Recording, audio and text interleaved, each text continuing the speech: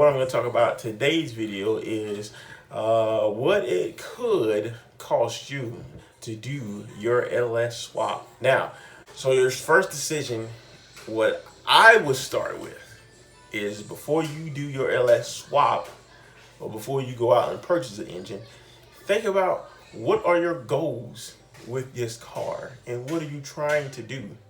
Are you trying to have a street car? Or are you trying to drag race it? You trying to have a street strip drag race car? You trying to do autocross? You trying to drift?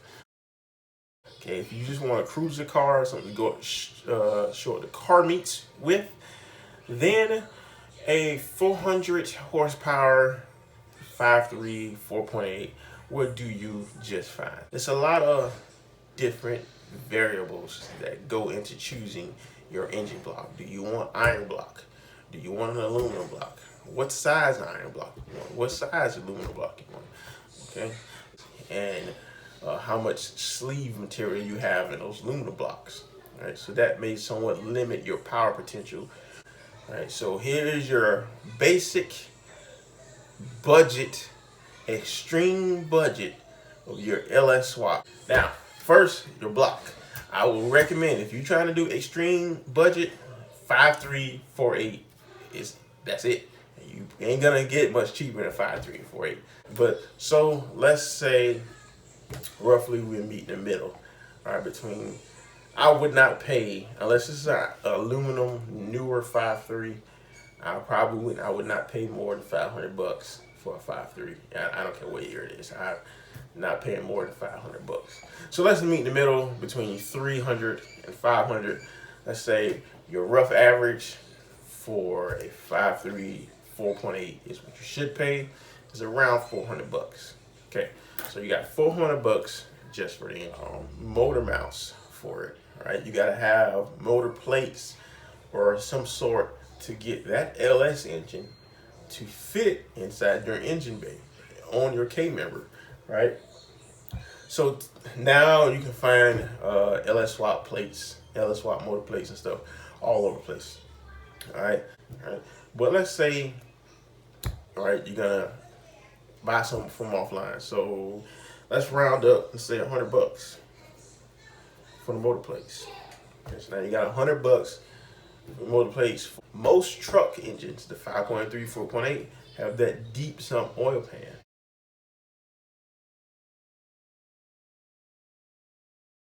Now, if you're swapping it in a truck, that's gonna work. It'll be fine. If you're swapping it in a low riding car like a Camaro, maybe a Mustang that's lowered, it's not gonna work so much. All right, so you're gonna need to swap it over. Right. So typically most guys get the F-body oil pan.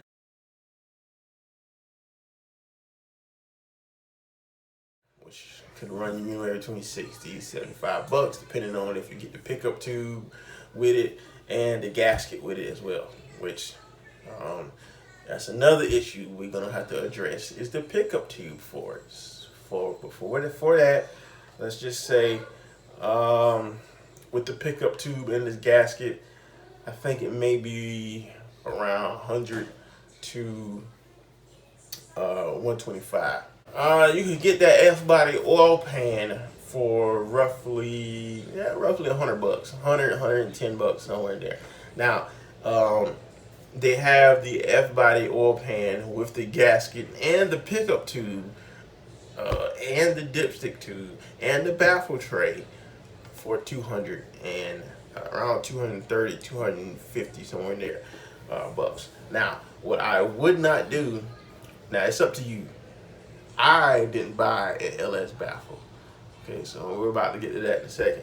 So you're gonna have to change the pickup tube because the F-body oil pan is moving the location of where it's gonna pick the pump is gonna pick the oil up from. So,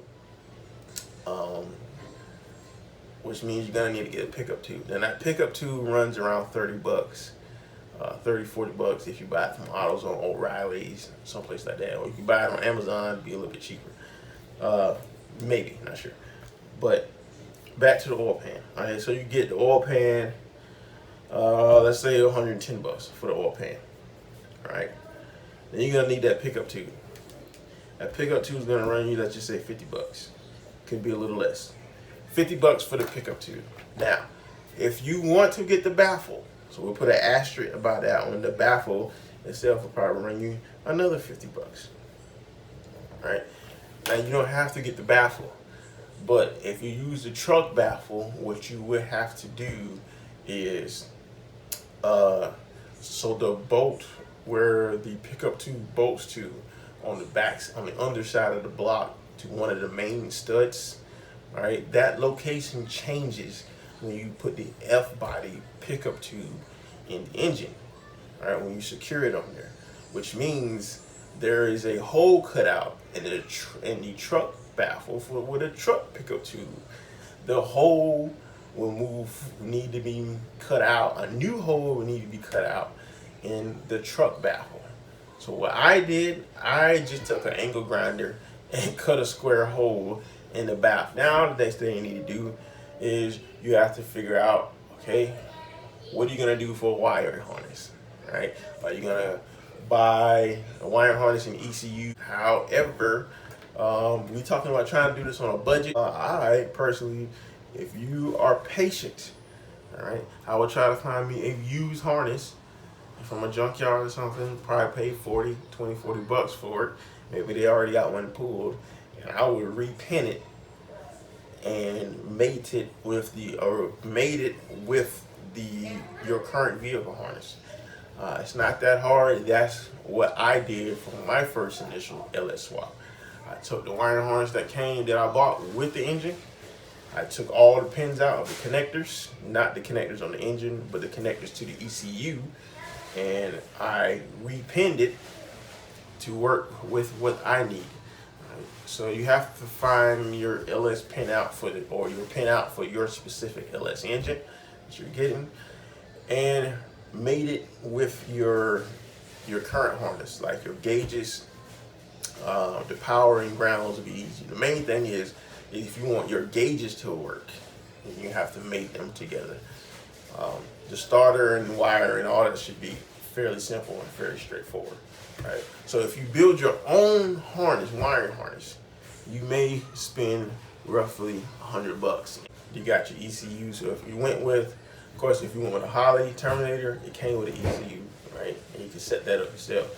If you went with a stock PCM, eventually you're gonna have to get that tuned, but we will go forward with that in a second. All right, next issue I want to address is if you want to use headers, Lord, depending on what vehicle you got, that ranges all over the place. But we say keep it at budget. All right. Me personally, I would just run the manifolds that came with it.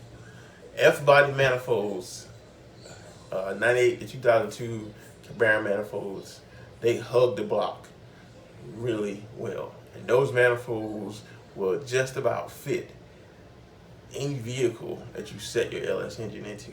So I would say if you want to keep it cheap and if you want to save money, run the manifolds.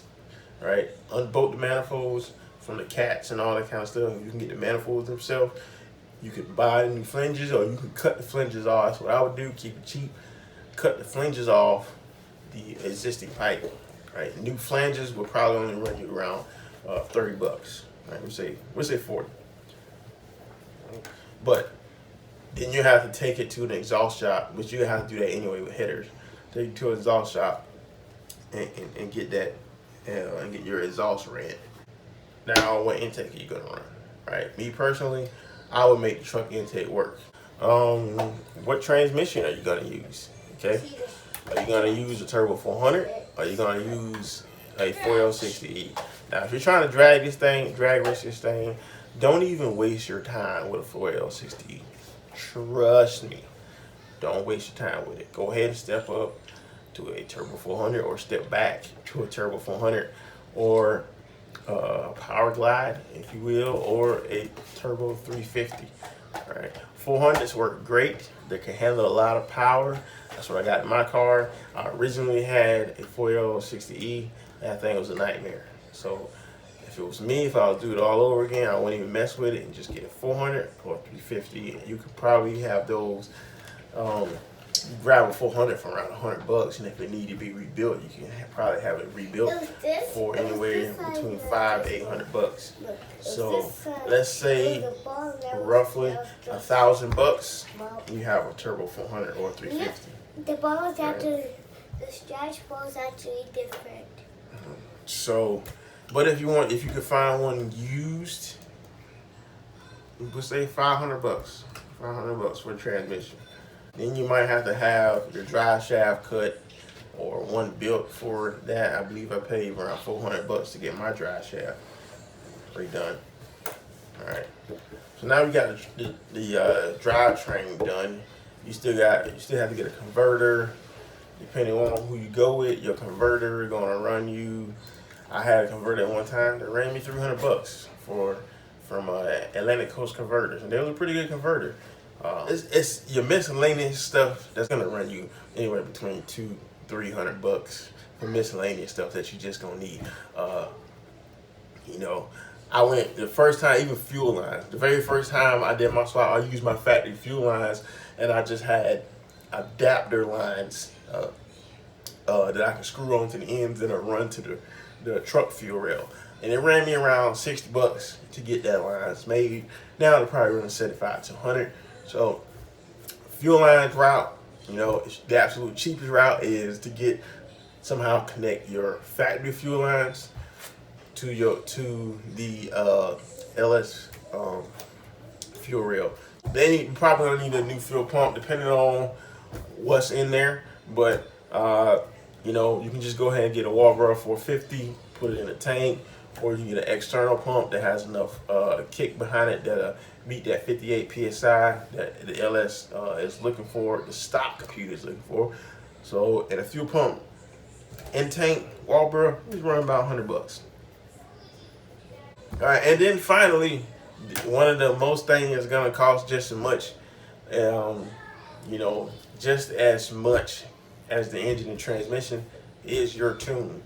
Okay, now you can have the PCM sent off and have a mail order tune, or you know, if you don't have the ability to plug in, like you don't have HP tuners of some sort to plug in, and you email files to whoever's going to tune it for you. You have to physically take the PCM and send it off somewhere and have them tune it. I tried that a couple of times too. It cost me $75. Typically, the guys that drive it on the street and tune it may be a little cheaper than the guys that put it on their dyno and tune it. Because you got to think, the guys that put it on the dyno, they have dyno machines and they need to pay for that dyno machine, right? So they're going to charge you anywhere between $100 to maybe $120, $150 an hour just for your car sitting on the dyno machine, right? And then that may be on top of their flatline $500 rate for the tune. All right, so you may pay $500 for the tune, and another $200-300 just for your car sitting on the dyno machine. And if something even go wrong on the dyno machine and you fixing it there, hopefully you got a good shop, right, that ain't gonna charge you for fixing your own car on the dyno machine. I'm gonna put all this up on the screen so we'll see this total. So again, this is absolute budget for your LS swap. Okay, and just how much you're gonna roughly spend. So if you're thinking an LS swap is gonna be cheap, I got some bad news. Unless you gotta have somebody giving you parts, right? Somebody helping you out, getting stuff for free. It's probably not gonna be cheap, but it'll be worth it, I suppose. All right. So guys, that's gonna be the price for it, and I thank you for tuning in. And don't forget, check out my Instagram, BoostedLucille Racing. Go ahead and give me a follow, please, and like this video. And hit the bell. Yes, hit the bell for notification. And thank you for subscribing. And we'll see you next time on BoostedLucille. And hopefully, we're going to have a first start video coming real soon. All right, you guys take care.